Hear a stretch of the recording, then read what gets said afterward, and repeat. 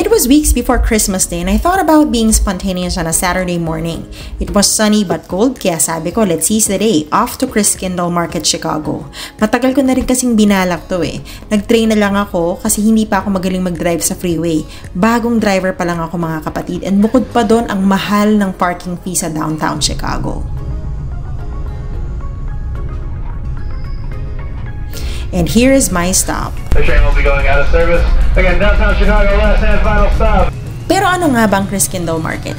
Basically, it's a traditional holiday market here in Chicago that began in 1996. It usually opens around Thanksgiving and ends after the holiday season. In short, Christmas bazaar siya. So I just decided to walk from Ogilvie train station. Sa pagkakaalam ko, ito ata yung station talaga sa downtown Chicago. Ito na ngayon yung Wacker Road and ito yung parang business district nila sa pagkakaalam ko. Based on Google Maps, on foot, it'll only take me about 15 minutes to Christkindle Market. Kung hindi pa kayo nakakapunta sa Chicago, known itong city na to for Chicago Bulls. Siyempre, malamang, di ba? Pero hindi. I mean, kilala siya for its skyscraper buildings.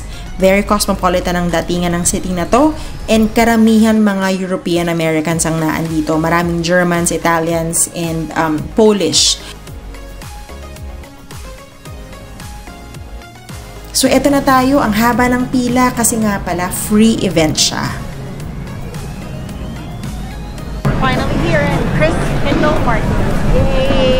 So pagpasok mo, kaliwat kanan na yung mga vendors. Karamihan mga Christmas ornaments ang binibenta. At ang daming tao.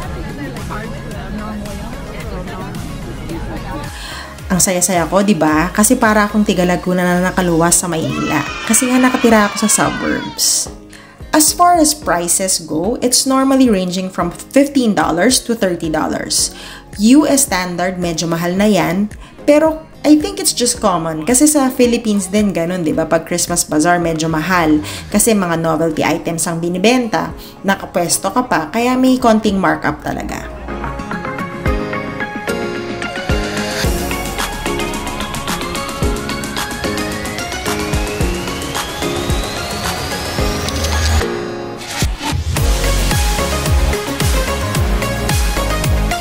You'll also find food stalls.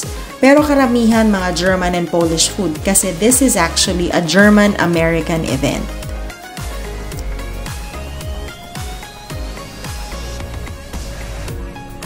So I've been to many Christmas bazaars in the Philippines and dito naman sa US, ito pa lang. So ano bang pinagkaiba? Actually parang wala naman. Siguro yung currency lang tsaka yung weather. Pero pagdating sa pricing, pareho lang. Ano yung vibe, pareho lang din. Festive, masaya. Siguro mas friendly lang yung mga vendors sa Pinas compared dito.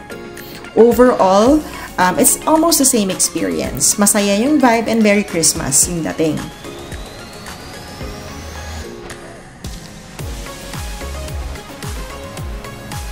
Tapos ganun din, may homeless rin na nangangaro din tulad sa Pinas.